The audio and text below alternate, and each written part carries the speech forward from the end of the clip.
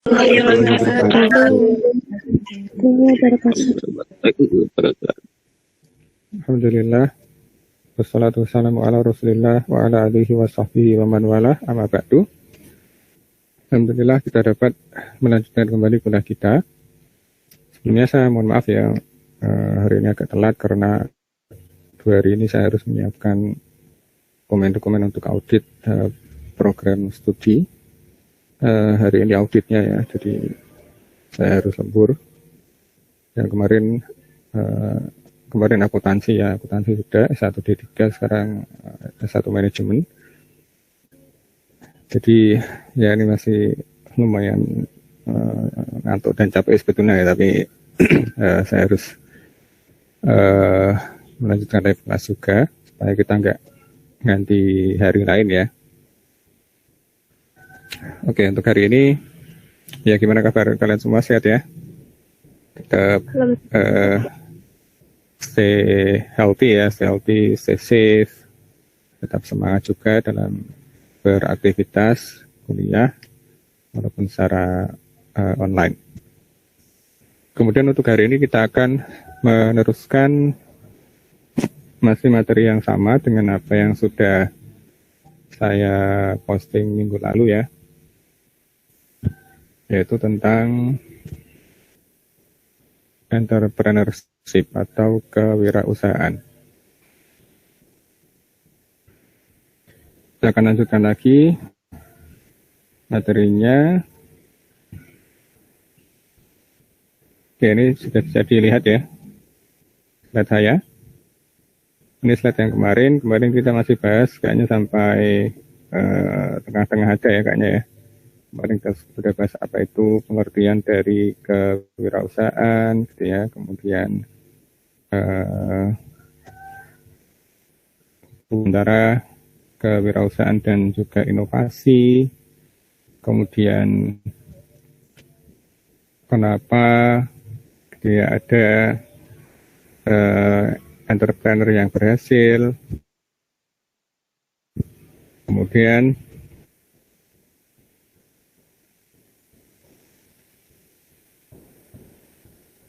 selanjutnya adalah ini dorongan atau motivasi kenapa sih kita kok perlu gitu ya untuk berwirausaha. Oke, kemarin kayak sampai sini ya.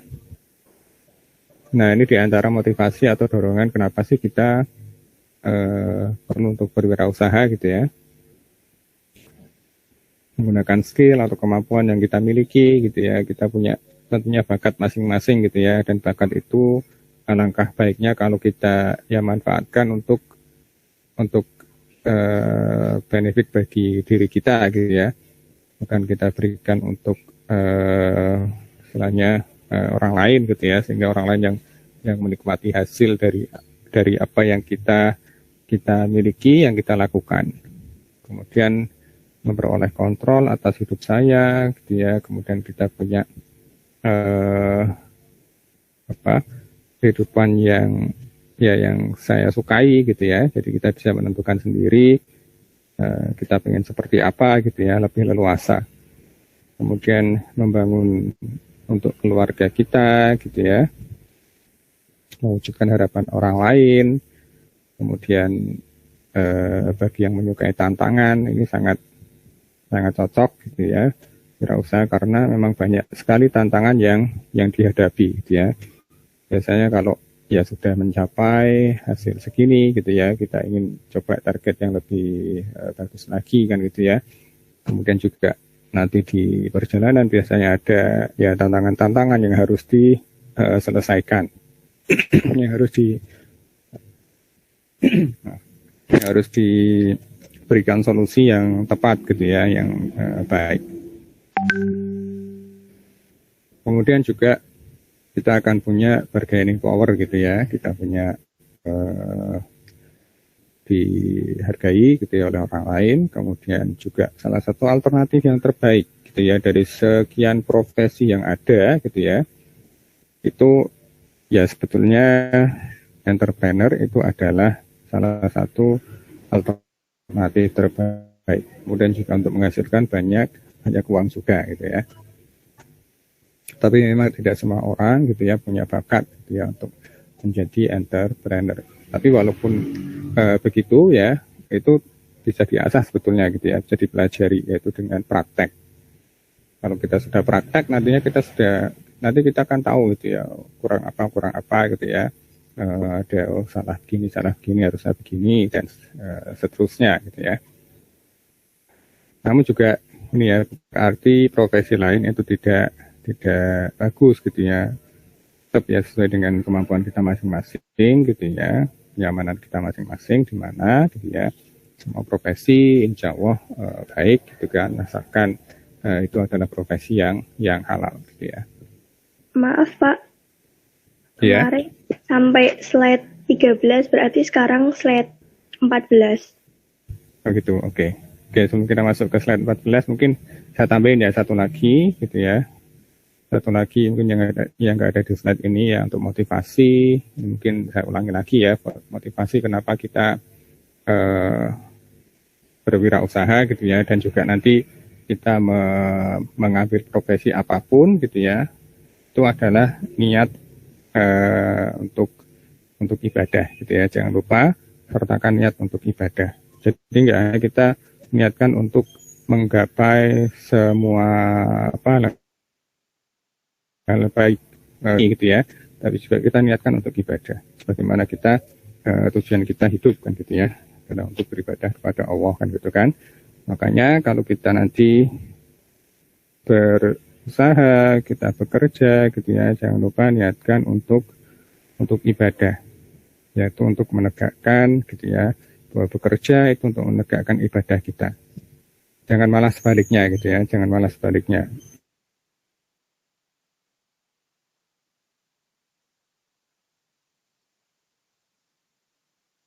Dari ibadah, jangan sampai sehingga melalaikan sholat gitu ya, meninggalkan kewajiban gitu ya, jangan sampai malah sebaliknya ya, yang kita korbankan itu malah ibadahnya gitu ya, dan kita lebih mengutamakan pekerjaan kita, usaha kita. Nah itu jangan sampai terbalik seperti itu ya.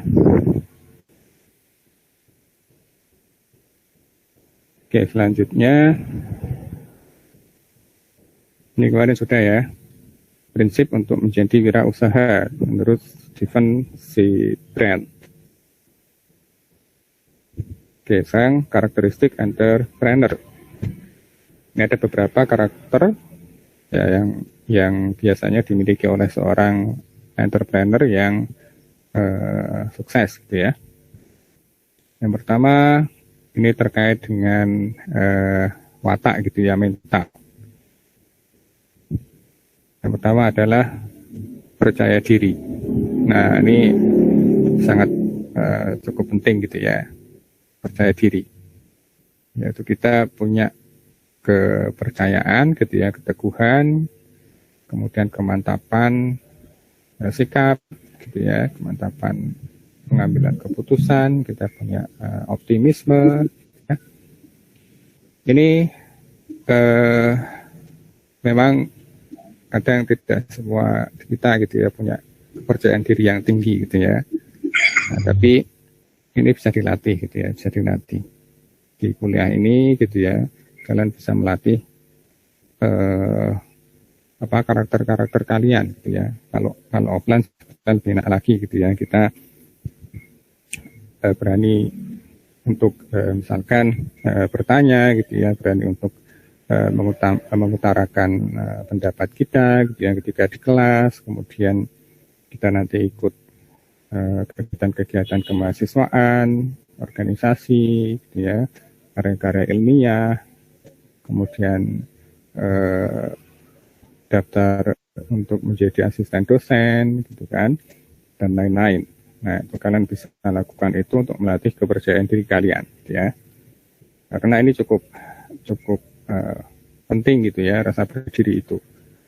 Jadi di sektor apapun gitu ya, menjadi apapun itu kepercayaan diri sangat penting. Saya ya pengalaman gitu ya, sudah terutama di wawancara gitu ya, saya sudah melewati beberapa wawancara gitu ya, untuk mendaftar dulu ketika kuliah, mendaftar beasiswa gitu kan, kemudian untuk bekerja, kemudian untuk kemudian lanjut sekolah ke luar negeri gitu ya. Itu kepercayaan diri itu sangat penting gitu ya. Ketika kita dia salah satu hal aja ya, wawancara gitu ya, wawancara menunjukkan bahwa kita itu pede gitu ya, itu sangat sangat penting gitu ya. Kalau kita nggak pede, biasanya ya tidak akan lolos gitu ya. Jadi pede gitu ya, pede aja gitu ya, walaupun mungkin saat ini kita belum bisa gitu ya, tapi yakinkan gitu ya, yakinkan bahwa kita optimis gitu ya, kita optimis kita akan bisa. Kalau orang lain bisa, kenapa kita tidak gitu ya. Nah dulu saya seperti itu ketika wawancara, baik itu bekerja maupun ketika mendaftar beasiswa keluar gitu ya, itu seperti itu. Jadi yakinkan aja bahwa kita bisa gitu ya, pede dulu aja pokoknya lah. Nanti urusan belakang gitu ya. Kita akan berusaha keras gitu ya, bahwa nanti kita akan bisa seperti itu. Nah dulu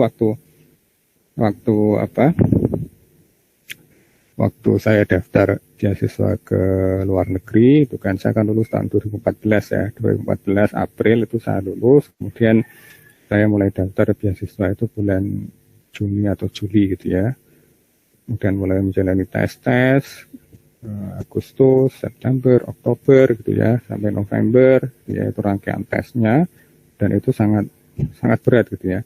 Dan waktu itu ketika saya mendaftar itu terus terang kayak kemampuan di bahasa Inggris itu masih dipertanyakan banget sama interviewernya. Kan kita lulus targetnya hanya 450 TOEFL ya, TOEFL-nya hanya 450. Tapi dulu saya minta, dan saya tes IELTS bukan TOEFL ya, dan IELTS saya itu hanya waktu lulus S1 itu ya, itu sekitar kalau nggak salah 5,5, hanya 5,5 atau 6 saya lupa ya, 5,5 atau 6. Dan itu kan syarat minimal saya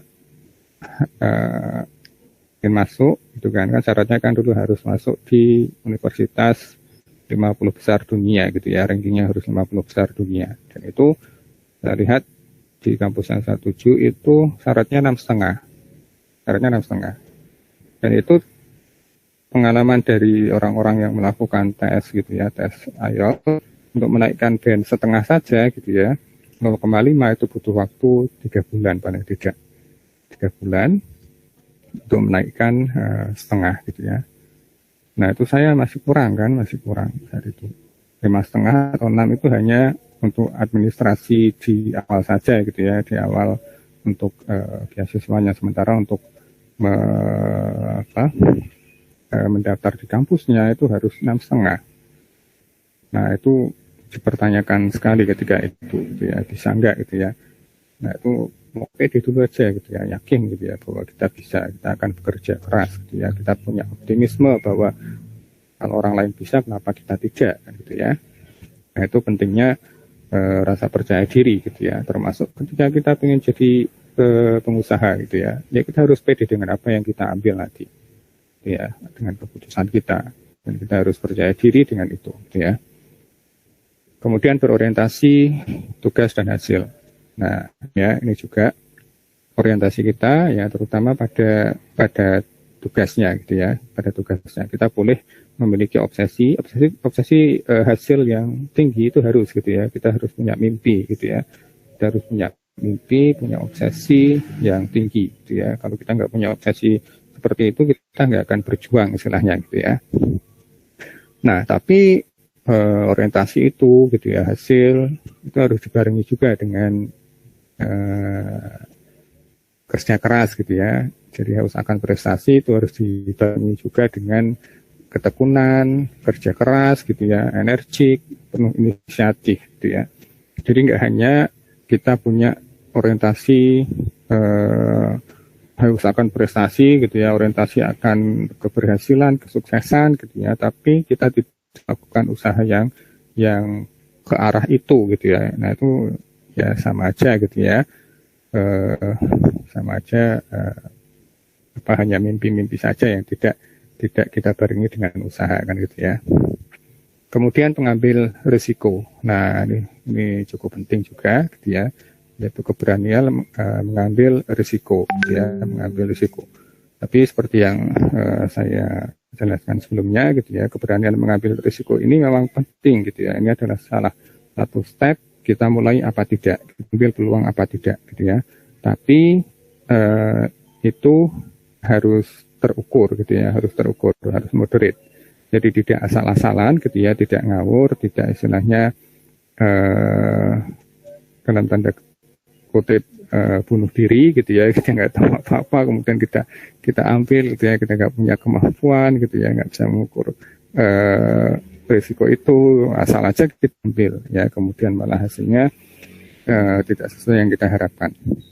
Dan juga jangan terlalu takut gitu ya, jangan terlalu takut nanti gini gitu ya, malah nggak jalan gitu ya,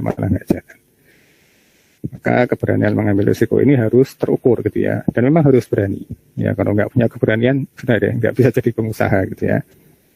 Kita hidup pun juga penuh dengan risiko kan gitu ya. Misalkan kalian ya mahasiswa gitu ya, karena masih muda gitu ya, nanti banyak gitu ya cita-cita ingin kalian gapai gitu ya, dan lain sebagainya gitu ya, itu juga penuh risiko gitu loh. Karena kalau nggak berani mengambil risiko, ya sudah kalah dengan yang lain nanti kan gitu ya. Kemudian kepemimpinan. Nah ini juga ya, mampu memimpin, dapat bergaul dengan orang lain. Nah ini juga penting ya. Kita tentu kalau ingin jadi seorang entrepreneur itu harus punya relasi yang banyak gitu ya, Tapi ingat ya, relasi pergaulan itu juga harus diperhatikan gitu ya. Jangan yang negatif. Carilah pergaulan atau bergaulah dengan positif gitu ya, dengan positif. Kemudian mampu memimpin juga. Kalau kita nanti punya bawahan gitu ya, tentu harus bisa mengarahkan gitu ya. Bisa mengarahkan dan bisa memimpin dengan adil gitu ya. Kunci dari kepemimpinan adalah adil, kita menempatkan sesuatu pada tempatnya ya, jangan berbuat zalim. Kemudian keorisinalan, ini bagaimana sikap inovatif kita gitu ya, kreatif, banyak ide gitu ya, serba bisa. Nah ini juga ya salah satu karakter yang cukup penting gitu ya dimiliki oleh seorang entrepreneur. Jadi harus ada kreativitas gitu ya, inovatif gitu ya, sehingga kita bisa melakukan sesuatu itu dengan lebih efektif gitu ya, lebih baik gitu ya daripada yang lain. Kemudian berorientasi ke masa depan. Nah ini visioner gitu ya, jadi pandangannya itu jauh ke depan, jangka panjang gitu ya, bukan hanya jangka pendek untuk keuntungan sesaat saja gitu ya, tidak, tapi kita harus melihat jauh depan ya, jauh ke depan. Kita rencanakan orientasi itu untuk visi yang lebih lama gitu ya, visioner untuk long term, untuk jangka panjang.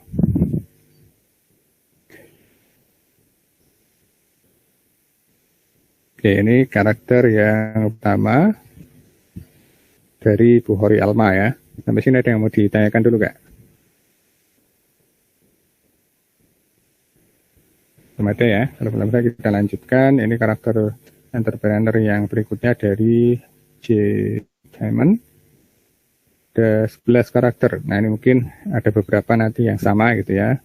Yang pertama komitmen dan ketabahan hati total. Nah ya, kalau kita sudah masuk gitu ya, terjun ke suatu usaha, maka kita harus komit gitu ya, harus all out istilahnya gitu ya, all out untuk menjalankan ya apa yang sudah menjadi keputusan kita gitu ya, yang kita terjun di dalamnya. Bergerak maju untuk mencapai tujuan dan tumbuh. Nah ini juga ya orientasi tadi pada tujuan gitu ya, dan kita mau berusaha untuk menggapai tujuan itu, kemudian mengembangkannya gitu ya, tumbuh. Kemudian peluang dan orientasi pada tujuan. Nah, ini juga sama ya, bersama ya. Jadi orientasinya pada tujuan, tapi tidak hanya tujuan gitu ya.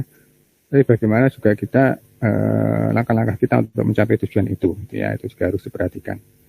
Kemudian mengambil inisiatif dan tanggung jawab pribadi. Nah, ini juga ya, kita punya inisiatif gitu ya. Kalau misalkan ada apa gitu ya, peluang atau apa, kita punya inisiatif gitu ya. Atau ada masalah gitu ya, kita punya inisiatif, kemudian kita ambil keputusan dan harus bertanggung jawab dengan keputusan yang kita ambil. Kemudian persisten terhadap pemecahan masalah. Nah, ini juga kalau ada masalah itu harus diselesaikan dengan total gitu ya, dengan total. Jadi jangan setengah-setengah gitu ya, masalah satu belum selesai kemudian sudah ditinggal ke masalah yang lain gitu ya, malah akan bertumpuk-tumpuk masalah itu. Jadi kalau ada masalah tekun gitu ya dalam menyelesaikan masalah itu gitu ya, sungguh-sungguh dalam menyelesaikan masalah itu sehingga masalah itu dapat selesai dulu gitu ya, clear gitu ya kalau ada masalah. Jangan dibuat berlarut-larut gitu ya, jangan berlarut-larut, nanti malah kalau berlarut-larut sudah ada lagi masalah yang lain gitu ya, malah nambah rumit gitu ya, malah jadi complicated nantinya. Jadi kalau ada masalah harus persisten untuk menyelesaikan, memecahkan masalah itu. Kemudian realisme dan memiliki sense of humor. Nah, ini harus realistis gitu ya, kita harus real gitu ya untuk menentukan misalkan tujuan gitu ya, tugas-tugas dan sebagainya, kita harus realistis gitu ya. Dan juga kita perhatikan kemampuan orang-orang yang yang bekerja untuk kita gitu ya. Dan juga kita punya sense of humor ya, kita punya rasa humor juga gitu ya ketika kita berinteraksi dengan stakeholder kita gitu ya, dengan karyawan, dengan partner gitu ya, dan orang-orang yang terkait dengan usaha kita. Kemudian mencari umpan balik atau feedback. Nah, ini juga penting gitu ya. Ini juga penting, kita juga harus mendengarkan gitu ya, kita harus mempertimbangkan bagaimana masukan gitu ya, masukan dari orang lain gitu ya, masukan dari stakeholder kita gitu ya, masukan dari konsumen gitu ya, contohnya gitu ya, terkait dengan produk kita kurang apa gitu ya, diperbaiki seperti apa gitu ya. Kemudian dari karyawan, dari ya pihak-pihak yang terkait gitu ya, kita harus membuka diri gitu ya, kita harus membuka diri dengan perbaikan gitu ya. Salah satunya adalah dengan meminta feedback gitu ya, minta feedback untuk nantinya kita olah gitu ya, kita pertimbangkan, kita lihat mana yang bisa kita ambil sebagai input untuk memperbaiki metode, produk dan lain sebagainya di usaha kita gitu ya. Kemudian adanya tempat kontrol internal. Nah, ini ada internal quality assurance gitu ya, penjamin mutu ya, istilahnya ya, penjamin mutu internal. Jadi untuk organisasi atau perusahaan gitu ya, atau usaha ya, sebenarnya punya quality assurance sendiri gitu ya, punya quality assurance sendiri untuk memastikan bahwa gitu ya, proses gitu ya, produk gitu ya, itu akan jalan sesuai dengan standar gitu ya, standar kualitas yang ditetapkan gitu ya, yang diharapkan. Kemudian ketika ada misalkan penyimpangan gitu ya, deviasi, maka harus bisa segera diperbaiki. Kemudian mengambil risiko yang telah diperhitungkan dan mencari risiko. Nah, ini ya, nggak akan lepas gitu ya seorang entrepreneur itu dari yang namanya pengambilan risiko ya, tapi harus diperhitungkan dengan baik gitu ya. Kemudian mencari risiko. Nah, ini juga ya, ini terkait dengan pencarian peluang. Ya, peluang itu pasti ada risikonya gitu ya, ada risikonya dan itu ya memang gitu ya, tantangan bagi seorang wirausaha. Kemudian mempunyai keinginan yang rendah untuk mendapatkan status dan kekuasaan. Nah, ini terkait dengan politik gitu ya, ya, terkait dengan politik. Ya, jangan tergiur gitu ya, jangan tergiur untuk ya, kalau kita pengen jadi pengusaha ya pengusaha aja gitu ya, jangan tergiur ke politik karena ya ini campur aduk antara politik dengan usaha itu biasanya nanti akan menimbulkan konflik of interest gitu ya, konflik of interest, kemudian penyalahgunaan gitu ya, abuse gitu ya, dan ya berbagai kezaliman yang dilakukan kalau kita lihat gitu ya di negara kita seperti itu gitu ya. Dan ini sangat ironi gitu ya, sangat ironi. Bahkan ya ini tidak bisa dipungkiri gitu ya, para ya taipan konglomerat gitu ya, orang-orang yang punya duit yang tidak berseri gitu ya, itu yang mengontrol gitu ya, mengontrol pemerintahan gitu ya. Nggak bisa dipungkiri memang seperti itu yang terjadi gitu ya. Kita lihat aja kan alat-alat negara itu banyak yang disuap gitu ya, yang disuap oleh para pengusaha gitu ya untuk memuluskan kepentingan mereka gitu ya.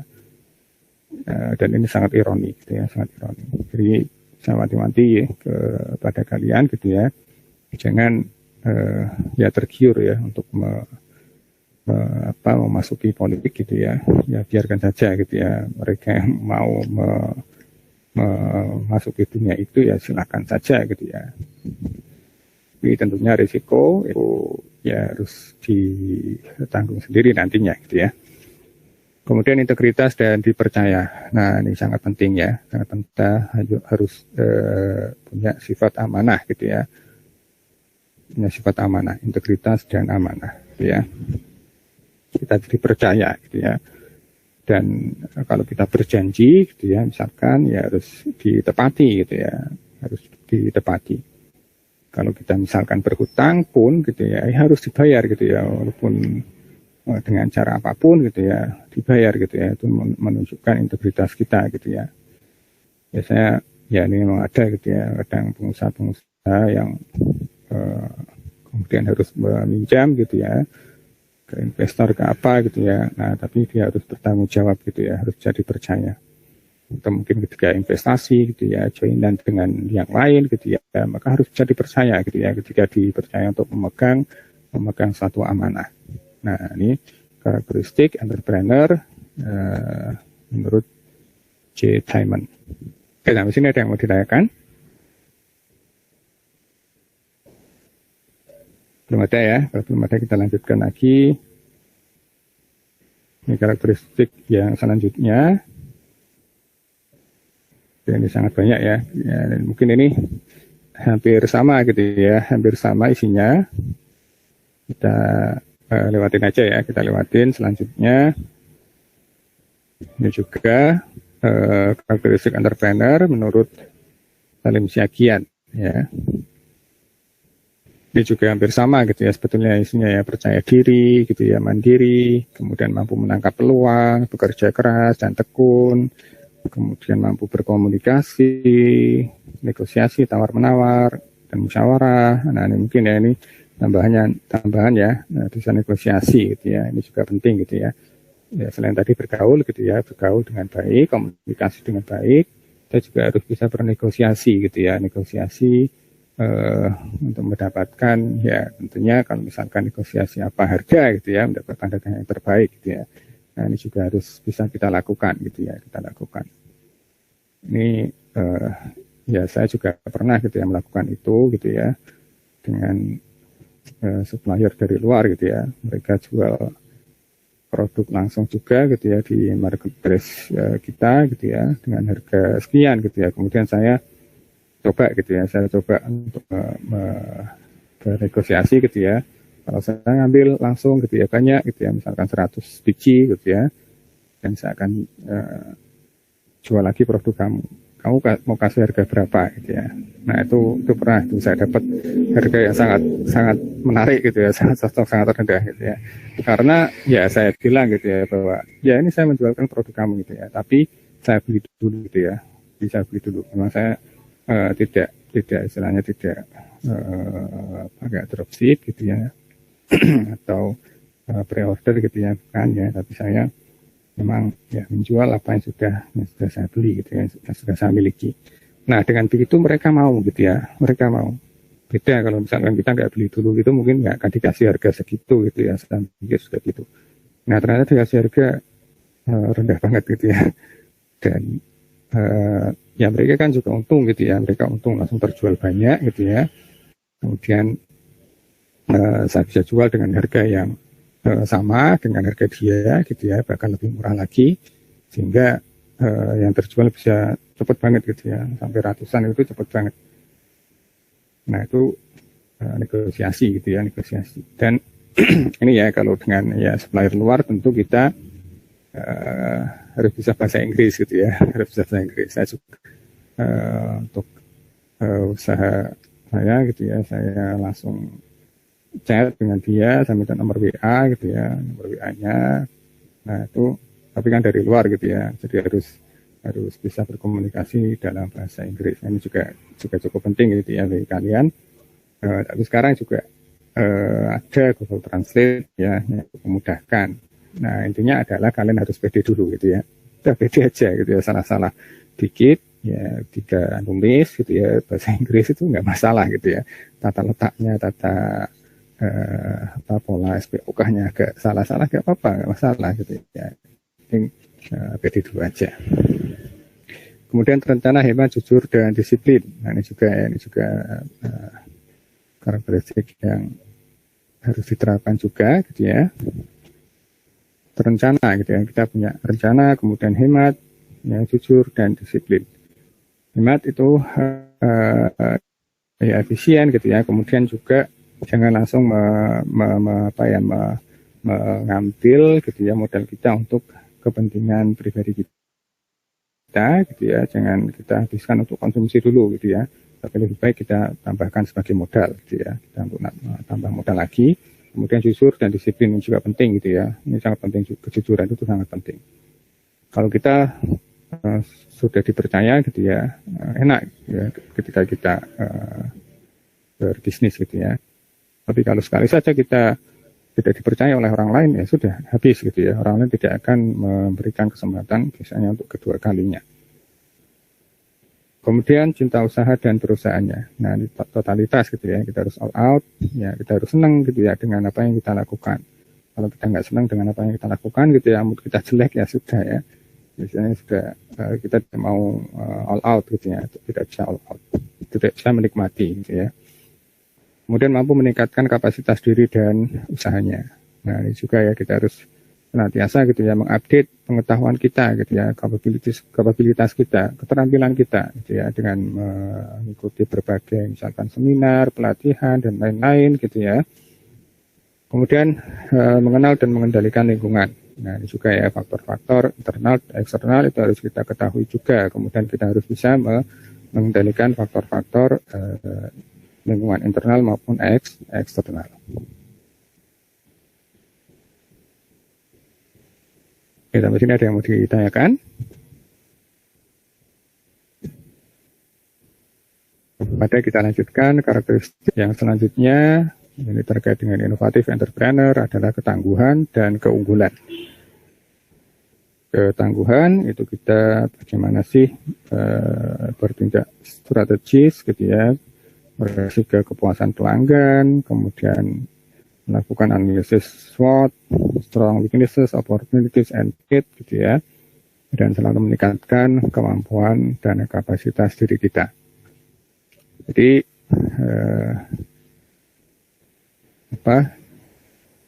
untuk ketangguhan ini sebetulnya salah satu analisis yang bisa dilakukan adalah SWOT. Ini cukup penting gitu ya. Strength, weaknesses, opportunities, and threat. Jadi kita melihat kekuatan, kelemahan, peluang, dan ancaman gitu ya. Kekuatan dan kelemahan itu kita lihat pada kondisi internal kita, ya, internal perusahaan kita. Apa yang kita miliki gitu ya. Kita punya kelebihan apa sih? Kemudian kita punya kelemahan apa gitu ya. Kemudian kita lihat juga opportunities and threat-nya. Kita lihat peluang dan ancaman ini dari faktor eksternal. Jadi di luar sana itu ada peluang apa dan ancaman apa. Nah kemudian dari analisis itu gitu ya, oh di sana ada peluang ini, tapi ada ancaman ini. Kemudian kita punya kekuatan di sini, kita punya kelemahan di sini, sehingga nanti strategi kita gitu ya yang bisa kita terapkan untuk mengambil peluang itu dengan kemampuan yang kita miliki itu seperti apa gitu ya. Nah sehingga nanti strategi kita itu tepat gitu ya ketika kita mengambil peluang yang ada gitu ya.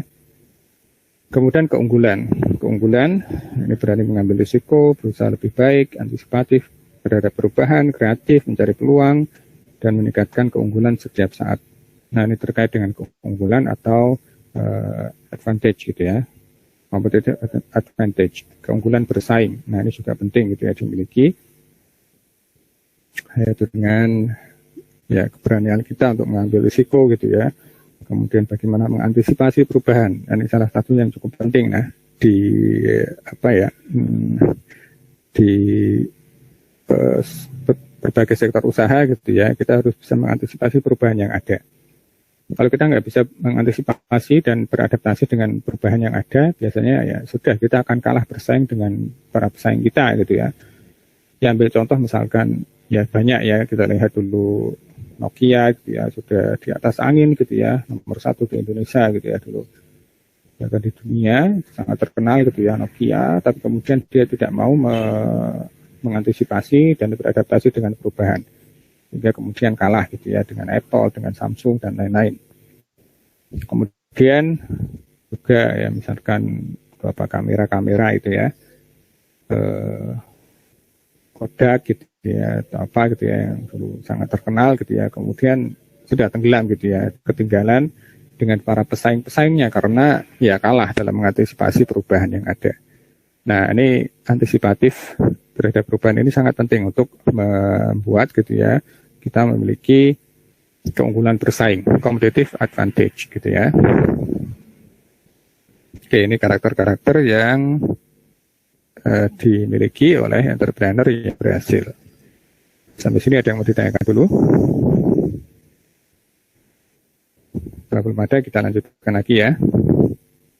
Kita lanjutkan, selanjutnya adalah mengidentifikasi fungsi-fungsi atau komponen. Nah, ini di dalam suatu organisasi atau usaha biasanya ada gitu ya, ada fungsi-fungsi gitu ya, bagian-bagian gitu ya yang terlibat di dalamnya, dan ini punya peranan untuk mencapai sasaran atau tujuan yang ditetapkan gitu ya. Ada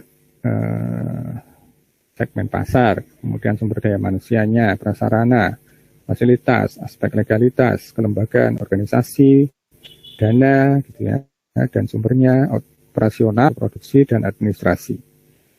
Nah, ini adalah fungsi-fungsi yang ada di dalam perusahaan. Biasanya ya kita punya fungsi-fungsi ini untuk mendukung gitu ya tercapainya tujuan yang sudah ditetapkan tadi. Identifikasi fungsi-fungsi itu gitu ya, kalau kita lihat aspek apa sih yang paling besar atau yang paling penting gitu ya, biasanya gitu ya, untuk menentukan atau mencapai tujuan gitu ya, untuk menentukan berhasil atau tidaknya. Nah, ini kalau kita bobot gitu ya, biasanya memang aspek pasar gitu ya. Aspek pasar itu yang paling penting. Ini merupakan kayak ujungnya gitu ya. Jadi kalau kita ingin membuka usaha, kita ingin menawarkan produk atau jasa, kita lihat dulu pasarnya ada apa tidak, peluang pasarnya ada apa tidak gitu ya, demand-nya ada apa tidak. Kalau tidak ada demand, buat apa kita memproduksi, menawarkan barang atau jasa kan gitu ya, karena nggak akan banyak dibeli kan gitu ya. Nah, itu biasanya itu yang paling utama gitu ya.